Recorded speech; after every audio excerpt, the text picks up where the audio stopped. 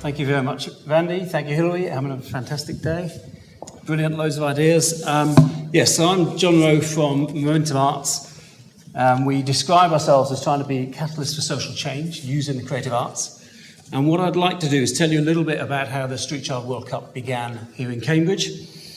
Tell you what it is, what we're trying to achieve. So I hope that I'll have clarity of purpose from that Anne was talking about. To introduce you to some of the people that took part, and particularly some of the young women, I want to show you a very short film about a barbaric practice called roundups that happens all over the world to street children, and that we were trying to draw attention to by running the Street Child World Cup. I want to say a little bit about the art, how the arts are crucial to us in winning rights for street children, and then I'll end by saying a little bit about what happens next for the Street Child World Cup. Right, I said it started in Cambridge. Essentially, we were trying to introduce our daughters to issues around international development. I've spoken to a number of people here that have planning trips or have done trips with their kids. My 16-year-old daughter has said this was the best thing we've ever done together as a family. We went at the end of July 2007, the day after the final Harry Potter novel was published. So there was a race on to see who could finish the Deathly Hallows. We were hosted by Untombo, which is a street child charity in South Africa, in Durban. The really significant thing about Untombo is that it's run by former street children. Anne, in her previous talk, mentioned about how it's essential to understand people's contexts. Because this is an organisation created and run by former street children, they know exactly how to support street kids when they first appear on the scene. 8 of the people in that picture there lived on the streets when they were kids. The work of Untombo, they seek to build relationships with local street children as they first appear, providing food, friendship, advice, and they have had considerable success in getting kids off the streets. In July of 2007, that calendar year, they'd taken about 70 kids off the streets in Durban. It was wonderful having our kids with us because they made friends very, very easily. And we were able to experience all aspects of Untombo's unique works. This is Zianda in the middle picture with my daughters. And the kids come to the streets in Durban for many reasons. They talk about push and pull factors, but one of the pull factors is the sea, the tourists, the opportunity to make a little bit of money. The push factors are very much kids are driven out by alcoholic step-parents, by the abuse they have at home. And this is Zianda again on the streets. Now, you can imagine that coming back from an experience like this, it was quite an adjustment. It was an amazing shared experience. And it had a profound effect on all of us. And the ripples were already being felt within our community when we came home. My daughter Alice, a couple of nights after we got back, she said, "Dad, I'm about to go to Hills Road. If I get my A-levels, I'll probably go to college. If I go to college, I can pretty much do anything I want."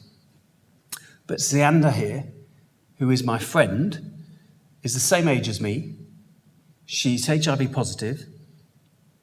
She's not able to go to school. She's had a child taken away from her. And tonight, as I sleep here, Zianda is having to sleep on the streets. And Dad, that's not fair. So the motivation was instilled in us there. We want the same rights for street children, for the 100 million street children worldwide that our children have got. The right to shelter, the right to safety and protection from violence, and access to education and access to appropriate healthcare.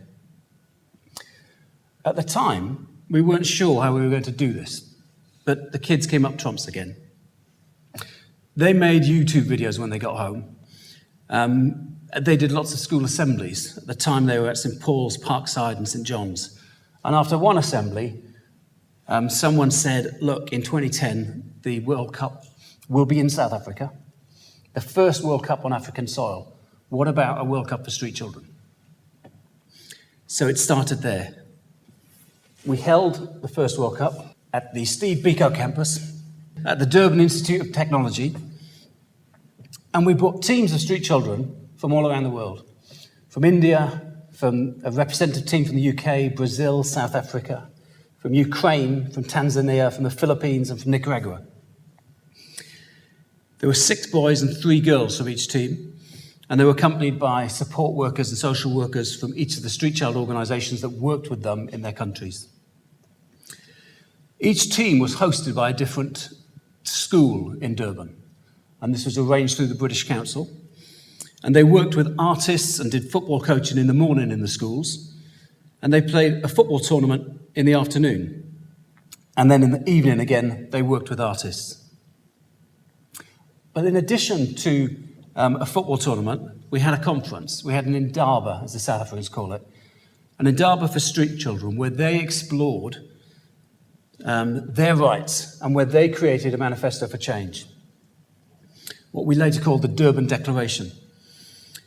And in addition, we created an international exhibition of artwork by street children that was at the main exhibition, at the main gallery in Durban. And this all happened in March 2010, and the actual World Cup was in June and July 2010. So what I'd like to do now is just tell you about some of the kids that got involved. These are the Ukrainians.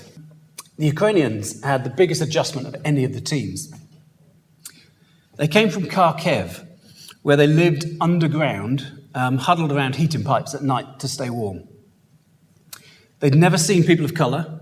They'd never experienced hot weather. They'd never seen the sea before. And obviously none of them spoke any English. Initially, when we spoke to the Ukrainian authorities, we were rebuffed. They said, and this was typical of many countries, they said, we don't have street children here. And if we did, we wouldn't be sending them to a World Cup so the whole world would know about it. But partly because of the good work of the host organisation in Ukraine, DePaul International, and partly because Ukraine and Poland are hosting the 2012 European Championships, they did send a team. They changed their minds. And in fact, they brought the mayor of their province with them. The interpreter for the Ukraine team was the Ukraine ambassador in South Africa. She started out being really formal with us and with them, but by the end of the week, she was jumping the waves in the Indian Ocean with 100 street children from all over the world. The Ukrainians didn't win many football matches, but they did win the Fair Play Award. They said that for them, the best bit was the Indaba, was the conference. They said for the first time, they understood that being a street child was not their fault, that what drove the kids onto the streets in Ukraine was the same all over the world and was echoed all over the world. Since the Street Child World Cup, in fact, all of the Ukrainian kids have been adopted into Ukrainian families. And all the kids were welcomed back as heroes and ambassadors to the countries. This was true all over the world. This is Precious. Precious is 17. She's been on the streets for 9 years. She has a disability that means walking is very slow and very painful. She'd already endured a brutal life on the streets in Durban when we first met her. But one day Precious said, would I take her to church? I had a car, she couldn't walk very well, so we went to church. I went to pick her up on the streets. She wasn't there. The other kids were just waking up, and I said, where's Precious? Oh, she's gone to get changed because she's going to church. So I waited a little while longer. They keep their clothes in trees, so the police can't get them. So she went to get her clothes, and she'd come back. She came back in a dress, and she had a Bible and a songbook. So we were off to church. When we got to church, I realised she had a fantastic voice. She had a beautiful singing voice. So with the support of local musicians, they worked with Precious in the weeks leading up to the Street Child World Cup, and she sang at the opening ceremony for us and absolutely stole the show. Precious was transformed in everybody's eyes. Her friends, the other street kids in South Africa didn't realise that she had such a fantastic voice. She still lives on the streets, but since March, she's moved into accommodation at Ntombo. They've now got a girls' dorm, and each day she's able to visit her 1-year-old son. Precious, as you can imagine, has been rounded up on numerous occasions because she's not able to escape. She can't run. And leading up to any major sporting event, street kids are routinely rounded up. They want to clean the streets, get the kids off the streets. And one of our primary objectives was to draw media attention to this practice ahead of the FIFA World Cup to ensure that it didn't happen during the FIFA World Cup or leading up to it. And the following film will show you a little bit about this. This morning we were sleeping and they wake us up with the tear gas and they put it inside and they took us the ride with us everywhere. They said they mustn't sleep in the street, they're cleaning for the 2010. The way they were doing it, it was out of order, like forcing them, just like pushing them inside. Okay, how old are you girls? Huh? How old are you? 15. 15. How old are you? 16? 16. 16. Why did Metro Police take you? They said you were sleeping somewhere, yeah? Yeah. And where do you think they're going to take you? You're 15 years old, yeah? Okay, and which police is it that's got you? Is it SAPS or Metro? Metro. Metro Police, okay. All right. We're going to follow you, okay? Okay. All right. It's a police station for the Metro Police, and there were 4 or 5 children, maybe 6 children, in the back of a van had been picked up that morning. I went in and met the police chief responsible, and he said how sad he was he had to do it. He would love to see some better solution for this. He would love to see some effective work, which meant that children weren't on the streets. For someone like me who have grown up on the street, it's really, really heartbreaking. For me personally, I think they're disrespecting the kids' right and also the campaign. And as they got out of the van, we saw one of them was wearing a Street Child World Cup t-shirt. There seem to be those who are trying to be supportive, and that those who do not have the Ubuntu, who think that I'm the police, I can do whatever. So for now, we are really happy. Thank you to them for releasing the children. Now they're all in our care, so they're going to go back to the center and participate in the programs that we do at Umtombo.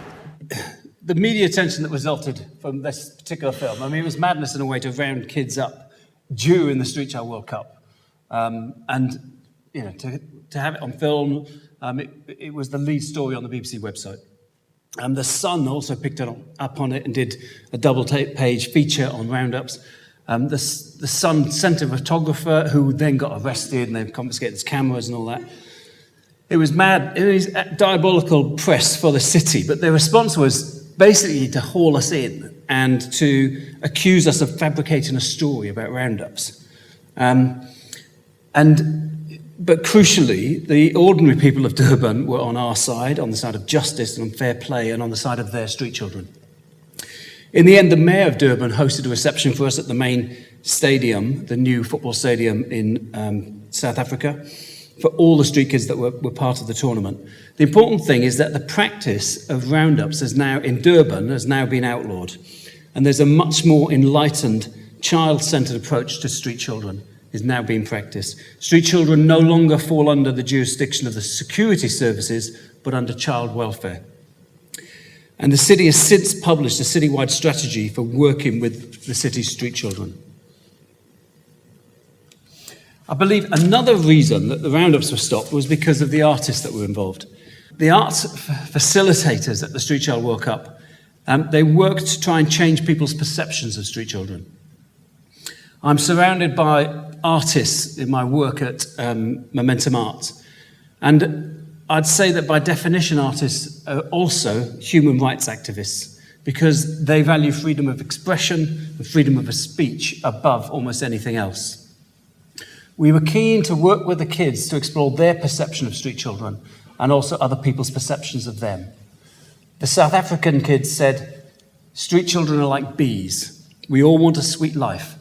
We stick together no matter what. But sometimes when we're afraid, we have a sting in our tail.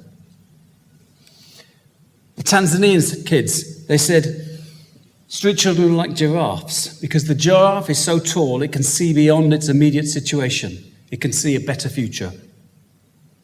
There were 27 languages spoken at the Street Child World Cup, just languages and dialects. And we relied on the international languages of football and the arts to communicate with each other. The artwork of the street children was exhibited at the main gallery in Durban. It was opened by Justice Albie Sachs, the author of the new South African Constitution, on South African Human Rights Day, March the 21st, 2010. Under apartheid, the gallery that was there, DAG, was actually a whites-only gallery. So it was fantastic to have 500 street children there with all their friends. And the gallery had said they'd never seen an opening like it. Nosifo, who played on the South African team and was trained up as a gallery guide. And her and Precious, during the FIFA World Cup, showed fans around the exhibition, which continued until the end of the FIFA World Cup. So they were trained up as gallery guides and showing visiting fans around. The other thing I'd want to say about the Arts and the Street Child World Cup is that it served to soften what could have been an overly competitive event. Working with artists ensured that there were many intimate moments of reflection, spaces where friendships could be developed across teams, and where commonality was emphasised. And the experience of the Indian team was typical of this. They said they came to win the tournament, they came for the silverware. But during the group stages, they had a defeat. And in football parlance, they were sick as a parrot or gutted. But actually, the last place they wanted to be, they said, was coming back to meet the other street kids. But actually, when they came back in, they were thrown straight into an arts workshop where they quickly forgot about their defeat and they realised that there was a much bigger game going on that they were part of. India did actually win the Street Child World Cup, though. And they beat Tanzania 1-0 in the tournament, which was very appropriate as there's more street children in India than the rest of the world combined. Brazil 2014 is now taking up our planning time. Brazil, as you can imagine, is synonymous with both street children and football. It is a completely unique opportunity. We've created a new partnership with Action for Brazil's Children, who took the Brazil team to South Africa, Momentum Arts and the Amos Trust. We're extending the tournament to include 20 teams, and we're also going to have a separate girls' tournament. We also want to work with each of the teams beforehand and with their municipalities to ensure that there are citywide appropriate strategies for dealing with street children in each of the cities that are participating. Strategies that embrace the potential and aspirations of street children and assign practices like roundups to the history books. I'll close with a quote from Andile. He's the captain of the South African team. He said, "When people see me on the streets, they say I'm a street child. But when they see me playing football, they say I am a person. I am a person like them." Thank you very much.